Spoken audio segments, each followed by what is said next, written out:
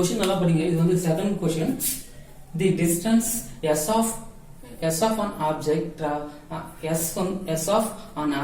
travels under the influence of gravity in time வந்து t ன்னு கொடுத்திருக்காங்க. Seconds given by s of t equal to 1/2 gt square plus at plus b, where g is the acceleration due to gravity, a, b are constants.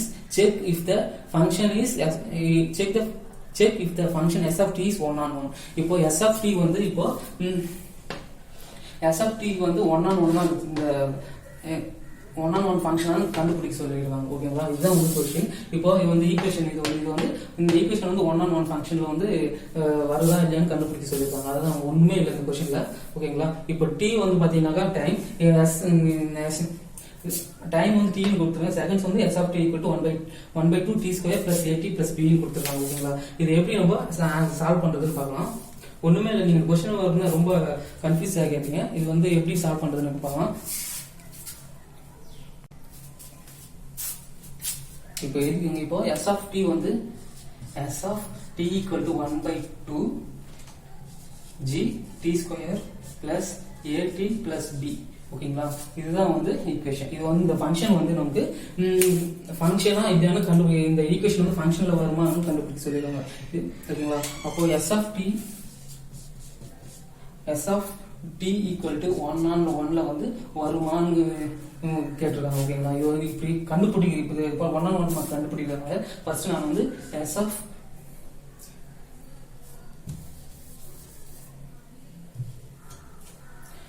இப்போ s of t equal to 1 on 1ல 1 on 1 ஃபங்க்ஷன்ல வருமானு question கேட்டிருக்காங்க. ஓகேங்களா, இப்போ வந்து s of t நான் எப்படி எழுதிருக்கேன்னா s of t1 equal to s of t2 ன்னு எடுத்துருக்கேன். ஓகேங்களா, இது அப்போ எடுக்க சொல்ல இப்போ இந்த ஈக்குவேஷன்ல வந்து இது வந்து இப்போ t1 வரதுலனா எப்படி அப்ளை பண்ணனும் பாருங்க. ஓகேங்களா, இப்போ இந்த ஈக்குவேஷன் வந்து இதுல சப்ஸ்டிட்யூட் பண்ணுங்க. அப்போ 1/2 g t இந்த 1 t1 square plus a t1 plus b.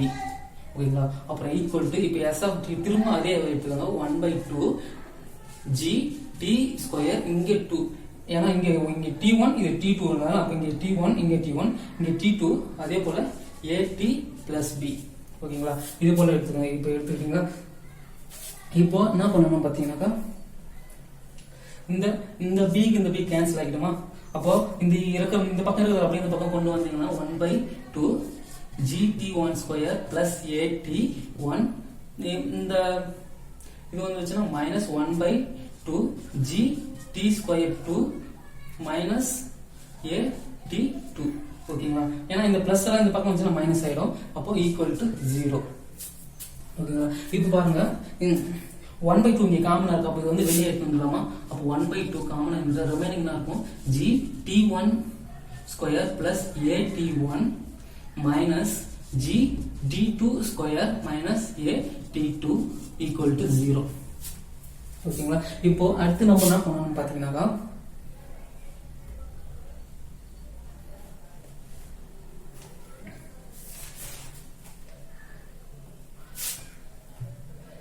இப்போ இந்த இதுவும் நம்ம தனியா எழுதிக்கலாமா. அப்போ 1/2 g t1 ஸ்கொயர் இந்த மைனஸ் g t2 ஸ்கொயர் இது இருக்கும். அப்புறம் ரிமைனிங் வந்து அதுக்கப்புறம் பிளஸ் இந்த at1 மைனஸ் at2. ஓகேங்களா, இது வந்து ஈக்குவல் டு 0. இப்போ பாருங்க இது வந்து a ஸ்கொயர், அதாவது என்ன ஃபார்முலா இருக்கு, a square minus b square formula இருக்குங்களா. ஓகேங்களா, இந்த ஃபார்முலா இருக்கு. அப்போ இது வந்து எப்படி எழுதலாம் பாத்தீங்கன்னா a square minus b square formula இருக்கு. அப்போ இதை வந்து தனித்தனியா பிரிச்சு எழுதலாமா. அப்போ 1/2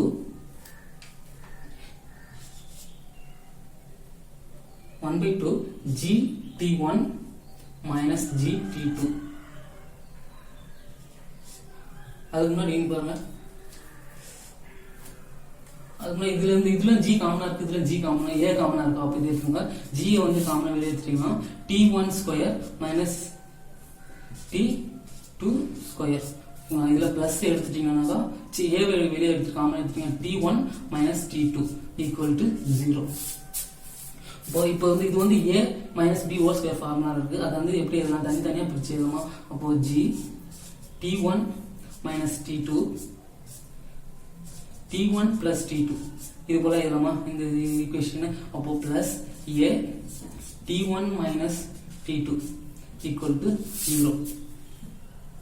ஓகே இங்க பாருங்க அதே போல t1 minus t2 இது t1 minus t2 காமனா இருக்குங்களா.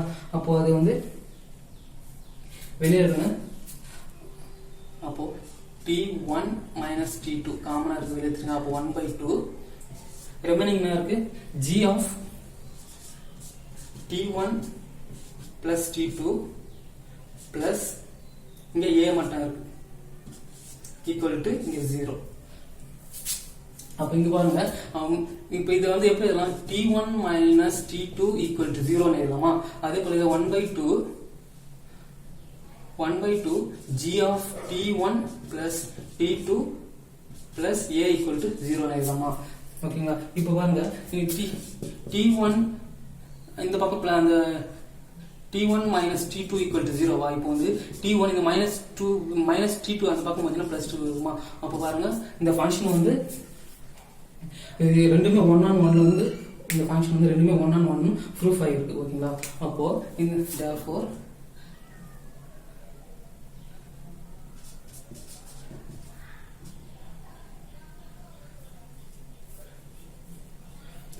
therefore it is proved by function.